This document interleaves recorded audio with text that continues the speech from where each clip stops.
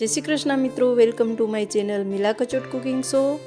તમને આ જોઈને તો કોઈ આઈડિયા નહીં જ આવતો હોય કે આ શું બનાવેલું છે, તો મેં આજે ખજૂર અને બિસ્કિટનો ઉપયોગ કરી અને એક નવો નાસ્તો તૈયાર કર્યો છે। ખજૂર બિસ્કિટ જે નાના અને મોટા બધાને પસંદ આવે છે અને એ બનાવવું ખૂબ જ ઇઝી છે અને ફક્ત બે જ વસ્તુમાંથી બની જાય છે। એમાં ખાંડ કે ગોળનો ઉપયોગ કરવામાં આવતો નથી। તો સૌપ્રથમ આપણે જે વાસણમાં ખજૂરને આપણે પકવવાનો છે, શેકવાનો છે, એમાં આપણે 2 થી 3 ચમચી જેટલું ઘી લઈશું અને ત્યારબાદ આપણે ખજૂરના ઠળિયા કાઢી અને અલગ કરી દીધા છે, એને એમાં નાખી દઈશું। સૌપ્રથમ આપણે ખજૂરને શેકી લઈશું।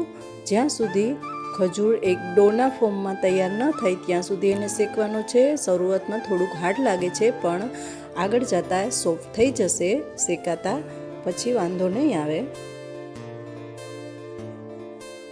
ખજૂર એકદમ આ રીતનું થઈ જાય પછી આપણે ગેસ બંધ કરી દેવાનો છે, એટલે કે ઓછામાં ઓછો 5 થી 7 મિનિટ જેટલો સમય લાગે છે। જેટલી ખજૂરની ક્વોન્ટિટી હોય એટલો સમય લાગે છે। ત્યારબાદ આપણે એને ઠંડો પડવા દેવાનો છે અને ઠંડો પડે પછી જ આપણે એમાંથી ખજૂર બિસ્કિટ બનાવવાના છે।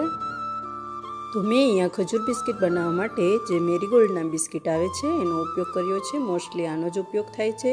તો સૌપ્રથમ આપણે ખજૂરનો પૂરી જેવડો લુવો લઈ અને એની પૂરી તૈયાર કરવાની છે। જો મશીન ના હોય તો તમે હાથેથી પણ થેપલી બનાવી શકો છો અને એને બિસ્કિટની ઉપર રાખી દેવાની છે। ત્યારબાદ ફરી એક પૂરી બનાવી અને બીજું બિસ્કિટ રાખી એની ઉપર રાખી દેવાની છે। આ રીતે 3 પૂરી બનાવી અને 2 બિસ્કિટમાં રાખી દેવાની છે। ટોટલી 2 બિસ્કિટનો ઉપયોગ કરવાનો છે અને 3 પૂરીને આ રીતે ફરતી બાજુથી આપણે કવર કરી લેવાના છે બિસ્કિટને, અને ત્યારબાદ એને આપણે ટોપરામાં રગદોળી લેવાનું છે। આ રીતે બધી ખજૂર બિસ્કિટ તૈયાર કરી લેવાના છે। ટોટલી 1 ખજૂર બિસ્કિટ તૈયાર કરવા માટે 2 બિસ્કિટનો ઉપયોગ થાય છે અને 3 પૂરી બનાવવાની હોય છે, એટલે કે બંને બિસ્કિટ ખજૂરમાં કવર થઈ જાય એ રીતે બનાવવાનું છે।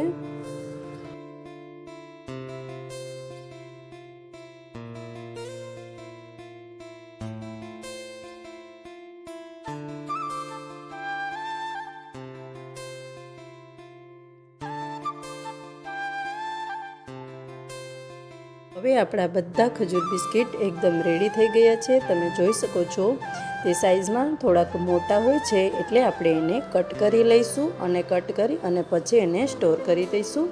સ્ટોર પણ આપણે એને 1 વીક સુધી કરી શકીએ છીએ, જોકે એ વધારે સમય રાખો તો પણ ખરાબ થતા નથી।